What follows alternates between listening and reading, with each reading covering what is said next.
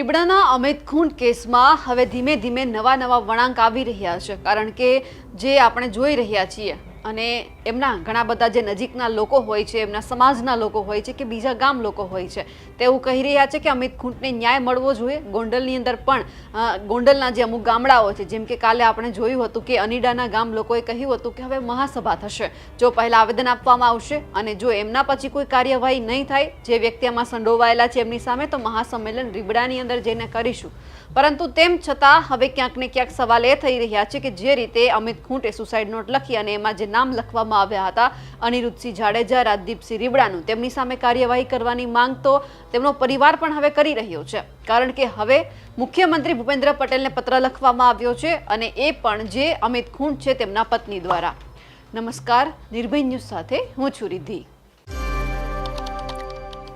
જે રીતે રીબડાના અમિત ખૂંટે આત્મહત્યા કરી પછી એમના ખિસ્સામાંથી સુસાઇડ નોટ મળી આવી અને એમાં લખવામાં આવ્યું હતું કે મને હની ટ્રેપમાં ફસાવવામાં આવ્યો છે, અનિરુદ્ધસિંહનું નામ, રાજદીપસિંહ રીબડાનું નામ પણ લખવામાં આવ્યું હતું। હવે બીજા નવા ખુલાસા થઈ રહ્યા છે અને ખાસ કરીને અત્યારે જે અનિરુદ્ધસિંહ જાડેજા છે તેમના બીજા દીકરા ઉપર પણ કાર્યવાહી કરવાની માંગ કરવામાં આવી છે। હવે જે સૌથી પહેલા તો એમના જે પત્ની છે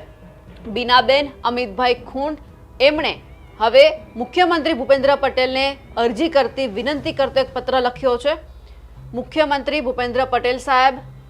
વિષય છે મારા પતિ સ્વર્ગસ્થ અમિતભાઈ ખૂંટના આરોપીઓ 1 અનિરુદ્ધસિંહ જાડેજા, આરોપી નંબર 2 રાજદીપસિંહ જાડેજાને તાત્કાલિક પકડવામાં આવે તથા અમારા પરિવારને રક્ષણ આપવા બાબત।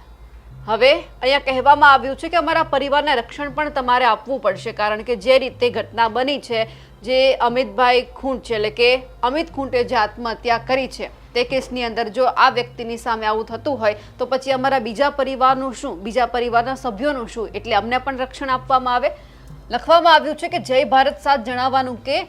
મારા પતિ સ્વર્ગસ્થ અમિતભાઈ દામજીભાઈ ખૂંટ 5/5/2025ના રોજ મૃત્યુ પામેલ હોય, જેના મોતના મુખ્ય આરોપી નંબર 1 અનિરુદ્ધસિંહ જાડેજા તથા આરોપી નંબર 2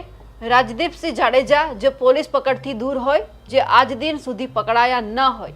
જેમાં પોલીસ ફરિયાદ થયા બાદ પણ આરોપી મીડિયા સમક્ષ ખોટા પાયા વિહોણા નિવેદન આપતા હોય, તેમજ આરોપી અનિરુદ્ધસિંહ જાડેજાના દીકરા શક્તિસિંહ અનિરુદ્ધસિંહ જાડેજા તથા તેમના મળતિયાઓ દ્વારા અમારા ઘર પાસેથી નીકળીને ભયનો માહોલ ઊભો કરતા હોય, અમારા પરિવારને ડરાવતા ધમકાવતા હોય, જેથી અમારો પરિવાર ભયના ઓથાર નીચે જીવતો હોય, જેની આપ સાહેબને વિનંતી છે કે આવા મોટા માથાના કુખ્યાત ગેંગસ્ટર આરોપી 1 રાજદીપસિંહ જાડેજાના તથા તેમના સગાભાઈ શક્તિસિંહ જાડેજાના હથિયાર પરવાના તાત્કાલિક રદ કરવામાં આવે, તેમજ પરિવારના રક્ષણ માટે સરકારી ખર્ચે અમારા પરિવારને તાત્કાલિક પોલીસ પ્રોટેક્શન ફાળવવા આપ સાહેબ સમક્ષ નમ્રપણે અરજ કરીએ છીએ। અમારા પરિવાર પર ફરિયાદ સંબંધી ટોર્ચર, હેરાન, પરેશાન કરવામાં આવે તેવી તેમજ અમારા પરિવાર પર હુમલો થવાની પૂરેપૂરી દહેશત હોય, જે હકીકત આપ સાહેબ સમક્ષ રજૂ રાખીએ છીએ, જે હકીકતને ધ્યાને લઈને તાત્કાલિક પોલીસ પ્રોટેક્શન તેમજ કુખ્યાત ગેંગસ્ટર આરોપી 1 અનિરુદ્ધસિંહ જાડેજા તથા આરોપી નંબર 2 રાજદીપસિંહ જાડેજાને તાત્કાલિક પકડવામાં આવે તેવી અંતમાં આપ સાહેબ સમક્ષ અમારો પરિવાર વિનંતી કરીએ છીએ। બીનાબેન અમિતભાઈ ખૂંટ કે જેમણે મુખ્યમંત્રીને વિનંતી કરી છે કે અમારા જે પરિવારના સભ્યો છે તેમને પણ પોલીસ રક્ષણ આપવામાં આવે, કારણ કે અનિરુદ્ધસિંહના જે દીકરા શક્તિસિંહ છે તેમના ઘરની આજુબાજુ આવી અને ભયનો માહોલ ઊભો કરવાનો પ્રયત્ન કરી રહ્યા છે, ડરાવી રહ્યા છે, ધમકાવી રહ્યા છે, કારણ કે જે રીતે અમિત ખૂંટે આત્મહત્યા કરી પછી સુસાઇડ નોટમાં જે નામ લખવામાં આવ્યા હતા એટલે એમની સામે ફરિયાદ તો થઈ છે, પરંતુ હજી જે આ બાપ અને દીકરો છે તે પોલીસ પકડથી દૂર છે, એટલા માટે એમના જે પાછળના 2 દીકરા છે અને એમાં ખાસ કરીને જે શક્તિસિંહ છે